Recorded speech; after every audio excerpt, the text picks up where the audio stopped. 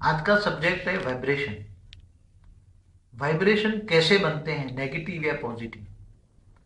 समझो कि हमारे धर्मशास्त्रों में लिखा है कि जो बड़े बड़े ऋषि मुनि हुए उन्होंने हजारों साल तपस्या की, और वो जगह पर आज भी जाओ तो तुम्हें पॉजिटिव वाइब्रेशन तुम्हें मिलेगा, शांति का अनुभव होगा, सुख शांति का अनुभव होगा। साइंस वाले ये भी बताते हैं कि आज गीता का ज्ञान जहां कृष्ण ने गाया था 5000 साल पहले, तो वहां ऐसे मशीन रख दें तो 5000 साल पहले जो कृष्ण ने बोला था वही आवाज में कृष्ण की फोटो के साथ तुम वो सुन सकते हो। तो वायुमंडल के अंदर कृष्ण की आवाज पड़ी है, उसकी फोटो पड़ी है, तो किसके अंदर पड़ी है? तो वायु तत्व का जो सेल है, वायु तत्व का एक एक सेल है, तो वायु तत्व के एक एक सेल के अंदर एक एक आकाश, वायु तत्व के सेल के अंदर क्या है? वायु तत्व का सेल के अंदर आकाश तत्व है, और आकाश तत्व के अंदर जो वहां की आवाज है, पिक्चर है, रिकॉर्डिंग पड़ा है। आज भी आप देखो, टीवी देखते हो तो टीवी के अंदर वायु तत्व के द्वारा ही तुम्हारी टीवी के अंदर आवाज और फोटो आती है ना, वायु तत्व के जरिए ही आती है ना।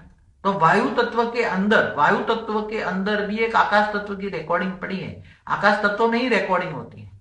आकाश तत्व माना स्पेस, स्पेस में रिकॉर्डिंग होती है, उसके ऊपर वायु तत्व होता है। तो अरबों खरबों साल पहले भी धरती पर जो वायु तत्व पड़ा है, ऋषि मुनियों का पॉजिटिव योग शक्ति पड़ी है, तो वो किसमें रिकॉर्डिंग पड़ी है?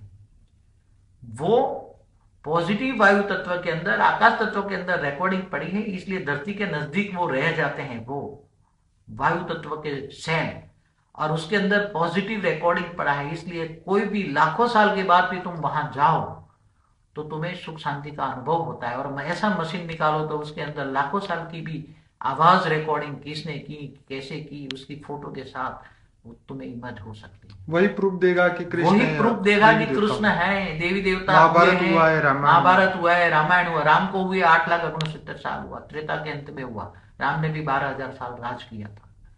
तो आज धरती को हुए कितना साल हुए? धरती को हुए ब्रह्मा के 100 साल की ये ब्रह्मांड है, एक ब्रह्मांड ब्रह्मा का 100 साल है।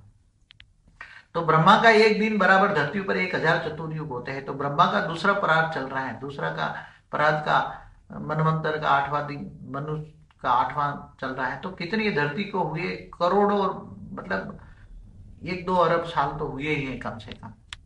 तो 2 अरब साल धरती को हुए हैं। तो 2 अरब साल की रिकॉर्डिंग धरती पर जो पड़ी हुई है वो वायु तत्व में रिकॉर्डिंग पड़ी है। और वो वायु तत्व के अंदर अगर आत्मस्वरूप रहकर तुम चाहो तो सब फोटो के साथ इमर्ज कर सकते हो। साधन बना के भी उसको करोड़ों साल की, लाखों साल की हिस्ट्री, ज्योग्राफी तुम बना सकते हो, फोटो के साथ बना सकते हो। सब कुछ आज साइंस ढूंढ रहा है। किन के संकल्पों से साइंस डेवलपिंग कर रहा है?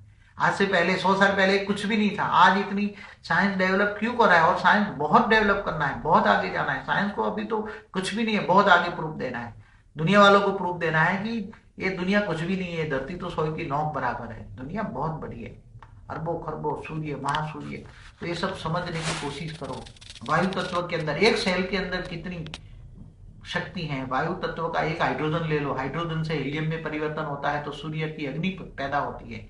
और हीलियम के अंदर इतनी, एक हाइड्रोजन का एक हीलियम के अंदर इतनी एनर्जियां होती हैं कि ये एनर्जियों को फ्यूज ऑन करो, उसको जलाओ तो इतनी एनर्जी पड़ी है। तो ये एनर्जी से, साइंस भी मानते हैं, पावर से पदार्थ बने, एनर्जी से पदार्थ बने, और पदार्थ को पावर एनर्जी में कैसे कन्वर्ट हो वो सब साइंस कर रहे हैं। और योग अग्नि में सब जलकर भस्म करके पावर तुम क्रिएट कर सकते हो।